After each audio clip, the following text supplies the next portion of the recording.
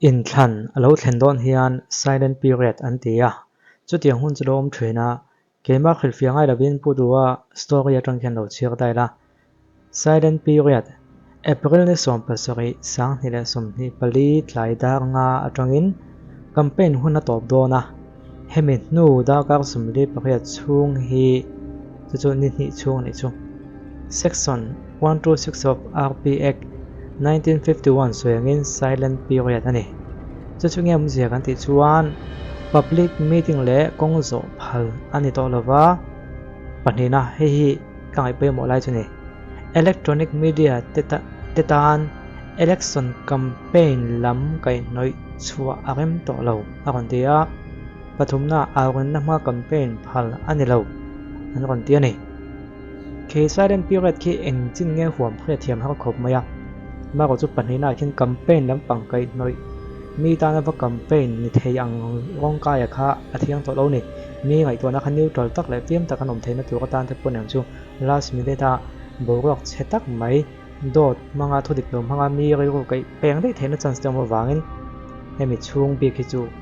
zalen takin silent period an ti tiang hun chu hang thoina silent period thin lo zom thathin rai an ti kha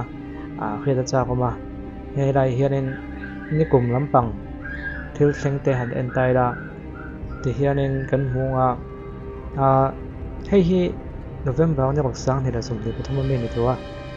ti hian hepa hian silent period nu po politics lam hoi zong me pui rai ko film in siam hun tu ka tan ro man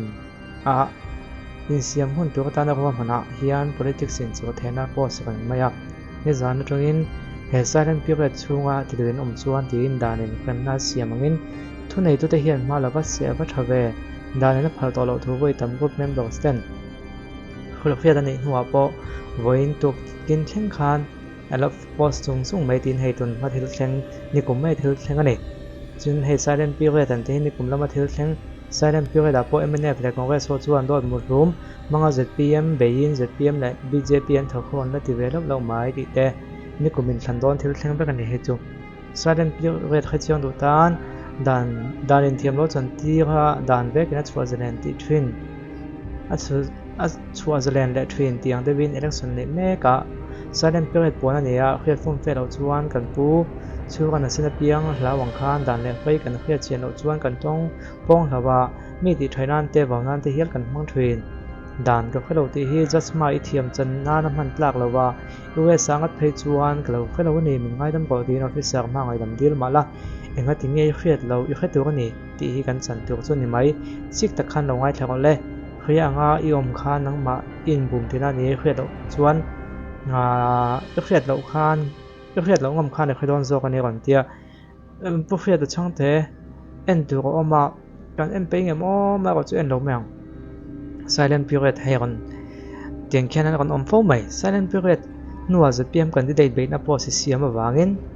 candidate mek lai be na po agam chi lo nya deputy chief ni tiang hian mizom he po si zia ka thlen ani ti te pon ZPM al windum han lo ti thrin ani ZPM te jon silent period a engman post ve to lo ni mail en te an fili mani mail an ni hi chu ti vel te nia tun tu ma hianin hei chu ni kumlam thil thleng ania ma sabeka silent period hin zom time ti kha kan endon ani zoram politics group what Facebook lampang himo kan scroll tha zeu wanga ma se nimin lama post tu nimin lama nia nimin da nga tang khana poi mo hei minute som pasari diam ta po hei da post zak mai tu nga chu ka khalawang silent period hin zom dam lo niang minute som ne pathum diam ta po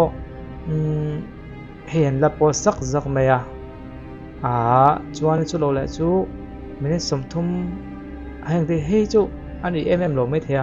minute som thum pakua gal nu nia hei minute som li panga gal nu ne hei po hi an la po zak maya an zom lem lo hle maya minute som li pakua gal nu po an la po zak mai chan tu tun tum MP in thandon silent period hin zom lo ria bakhiat na kanaya kan hantia voin a post thaklam tak candidate lai mek lai be na ni mo soi chiat na ni mo ka tiang chi kam le lam pang ta na campaign ni thei le ka tiang kha atam khop maya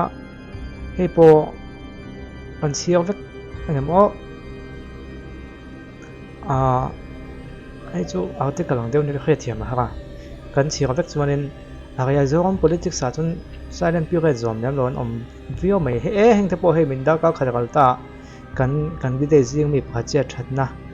แคมเปญนั่นเทียโอ้มังงะกันหลังบุกที่นั่นสักครบมาอันจอมแล้วเราเนี่ยเห็นเคยแล้วเราเนี่ยจวนปัญหาเนี่ย politics และ news ที่เขาไปให้นั่นแหละได้ละไอ้พอดาวเขาทุ่มกันตานพอสาวนี่ตัวนั้นเห็นดาวขัดเล็ดจนเวนโดนตัวขัดตัวเราหนู่นนี่ผู้เพียงวิดีโอที่จุกแคมเปญอ่างคงไกลปุ่นจีเราให้จุลิมอมที่ลิมอมลำปังเดียวเนี่ย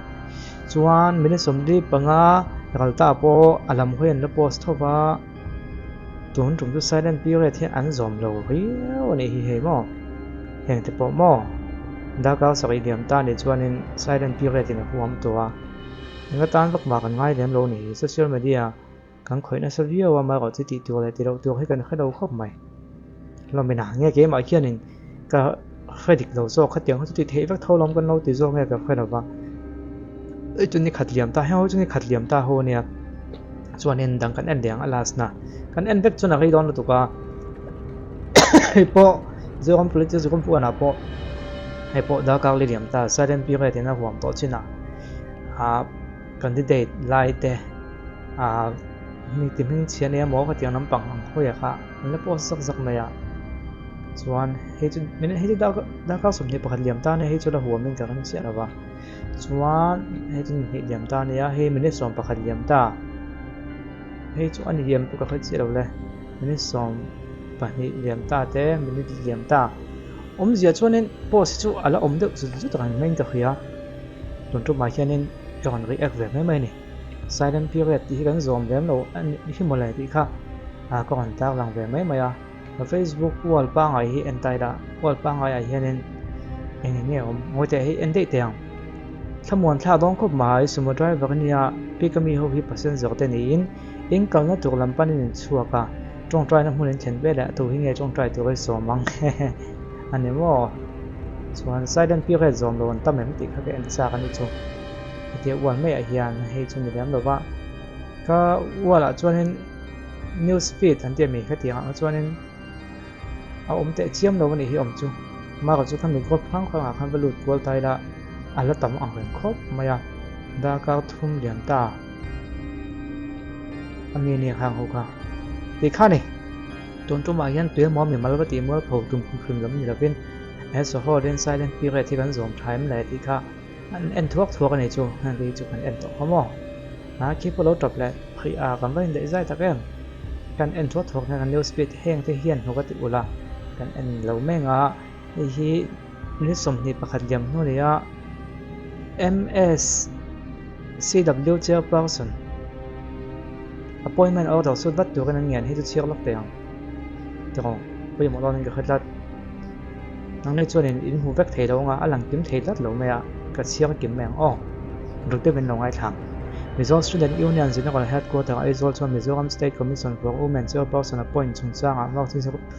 มากสิ่งแรกสร้างให้ได้สมเหตุผล Social Welfare Tribal Affairs Women's and Child Development Department in appointment notification นะเจ้าเป้าสนับสนุนวัดที่สิริชันดามิจุดานินกุมบิดเลียเสียมังคินต่อแล้ววันนี้วางเงิน MSU จวน appointment notification ที่วางเทียงก็สุดเลยถ้วยที่วางเงินอันเงินนั่นนี่เพื่อนที่ส่งประเวทันที่ช่วยจุนเนี่ย MSU จวนMizoram State Commission for Women สุขภาพเหตุเชื้อที่เห็นนั่นแหละมาส่วนนาตานาถกตัวนี้วางแรงน้ำอ่างกันดินชัวที่นั่นตัวพวกงานเหตุเชื้อที่ป่วยหมดเสียเขาแรงเงินเบสินสร้างต่างเนี่ยให้ Commission เหตุเลี้ยงช่วยนะเจ้าพ่อสนุกว่าท่านนี้ว่าอินมาลักวิธีนั่นตัวกง MSU จนดับบัตรสุดท้ายจน Planning and Program Implementation Department RTI China April ส่งประกาศสั่งที่จะส่งเหตุผลิตตรงลันดานินเจ้าพ่อสนับ point ตาพิสิทธิ์ชันดามิ Councilor MC วัดปฐมนาจูกุมสังที่จะส่งโปรโมทสมทุนประคาSuperannuation เป็นส่วนโตที่ได้ให้ notification number B ก็เชื่อว่าเขาว่าอินเดียกันนะพออันนี้ตรงกับกลุ่มทุ่งช่วงหมอกลุ่มสมกุปังอาทิตย์มาคุยมาจอกช่วงออฟฟิศน่าจะเที่ยงติดจูบเชียร์ตันนี้ที่เคยตันนี้ให้มันจงจ้างให้ผู้ดูขนาดไอ้ตัวนี้ก็ค่อยตาคุยกันนะครับต้องให้ไม่ตลอดว่าอย่างนั้นขอเลยให้บวยเองก็มาเดี๋ยวจูเอามานี่ที่ข้านี่ก็เชี่ยวจงแบบหนุ่มแมง tun tan chun du to hot tila achun chu kan topic ber kha silent period atu nge silent lo kan om hem ti kha ka va en zo zoi kha cha ka chu chun ya an lo om nual mai nge mo mp in thana ni don wang te pon me theya ka ka kon ti lo kan ya comment la bain du zong lo si ve to me ro